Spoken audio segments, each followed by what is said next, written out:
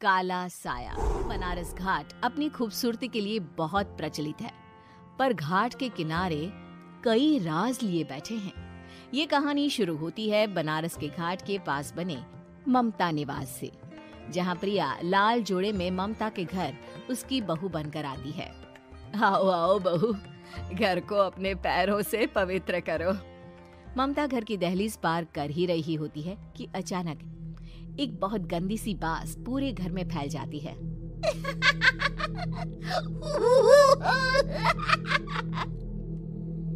ये बदबू और ये आवाजें, ये कौन हंस रहा है माँ? अब ये पड़ोसी ना हमारे थोड़े अलग से है।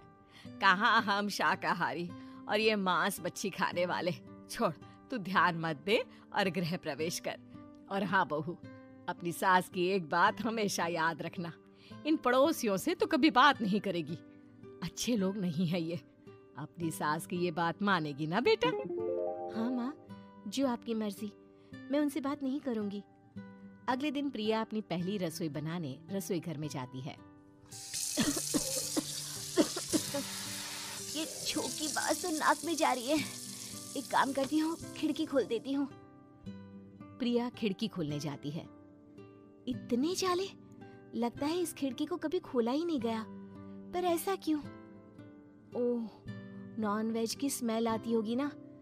2 मिनट के लिए खोल लेती हूँ, फिर बंद कर दूंगी। प्रिया खिड़की खोलती है। खिड़की खोलते ही उसकी नजर सामने वाले घर की खिड़की पर पड़ती है, जहाँ एक लड़की खड़ी होती है। हाथों में मेहंदी, लाल रंग की साड़ी, बिल्कुल सजी धजी, मानो प्रिया की तरह ही वो भी नई नवेली बहू हो। वो प्रिया को देखकर मुस्कुराती है। हे भगवान, माँ ने तो इनसे बात करने को मना किया था। प्रिया फौरन ही खिड़की बंद कर देती है और तवे पर चढ़े रोटी की ओर देखने लगती है, पर वहाँ रोटी न होकर मछली पड़ी होती है। ये क्या? पहली ही रसोई में इतनी बड़ी गलती। हे भगवान, अब मैं क्या करूं? प्रिया बहुत डर जाती है और फौरन रसोई की सफाई करने और फिर सभी के लिए खाना बनाने लग जाती है।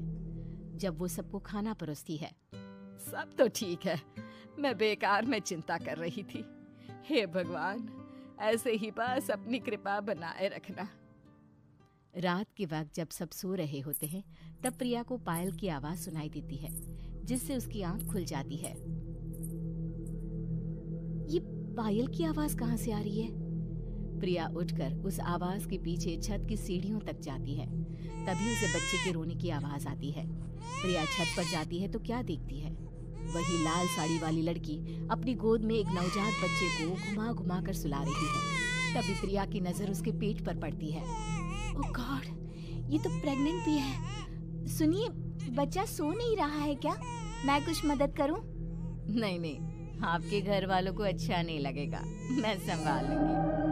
स्नेहा की गोद से बच्चा हाथ मारकर प्रिया की गोद में आने को छटपटाने लगता है। दोनों घर अगल बगल में बने होने के कारण प्रिया उस बच्चे को गोद में ले लेती है। प्रिया के पास आते ही वो सो जाता है। बच्चे का वो स्पर्श रात भर प्रिया भूल नहीं पाती और अगली सुबह वो छत पर कपड़े सुखा रही होती है। तभी उसे एक औरत इशारा करके बुलाती है।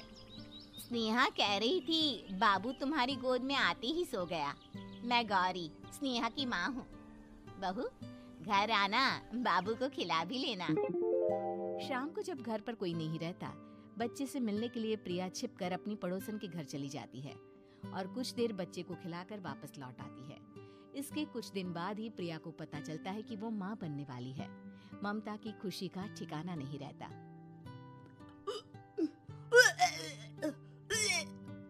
माँ जी, पता नहीं क्यों उल्टी आ रही है। प्रिया भागती हुई वॉशरूम में जाती है तो हरे और लाल रंग की उल्टी करती है। उस उल्टी में से कीड़े निकलते हैं।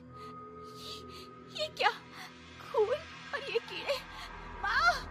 माँ! प्रिया की आवाज सुनकर ममता दौड़ कर आती है, पर बेसिन में कुछ नहीं होता। प्रिया हक्की बक्की रह जाती है। ये सब क्या हो रहा है?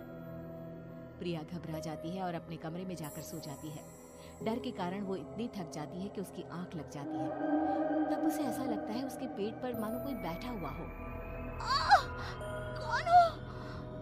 प्रिया के पेट पर एक 5 महीने की बच्ची बैठी हुई थी, जो बुरी तरह जली हुई थी। माँ, तुम ही मुझे लाई ना अपने पेट में। मैं तुम्हारी माँ नहीं हूँ। कौन हो तुम? माँ, देखो मैं जल गई बुरी तरह से। 6 महीने पेट में रहने को भी मुझे नहीं मिला। सहला दो ना माँ। बचाओ, बचाओ, माँ। ममता दौड़कर कमरे में आती है। प्रिया की बातें सुनकर वो सब समझ जाती है। तू कहीं बगल वाले घर में तो नहीं जाकर आई ना बहू? मुझे माफ कर दो, मैं गई थी माँ।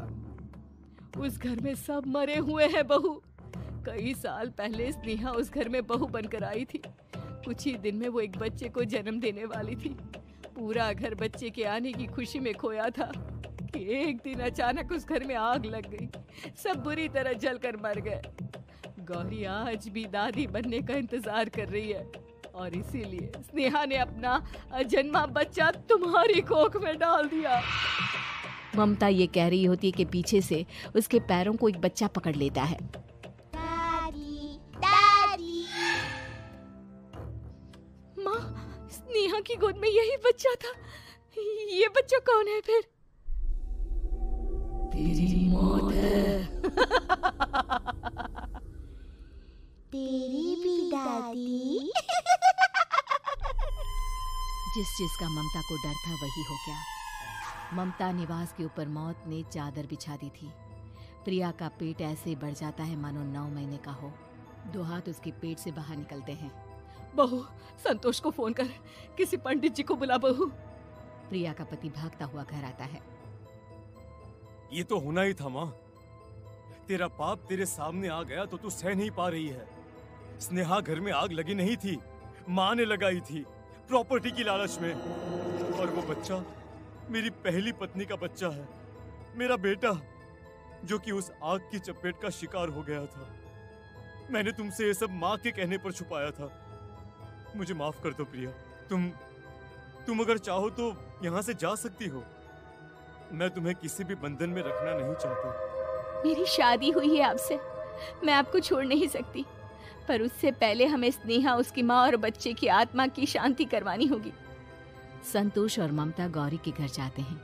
अंदर सब कुछ जला हुआ होता है। जमीन पर जली हुई लाशें बिखरी हुई थी। ममता रो रो कर अपनी करने की माफी गौरी से मांगती है। प्रिया स्नेहा के घर वालों का अंतिम संस्कार करवा देती है और ममता निवास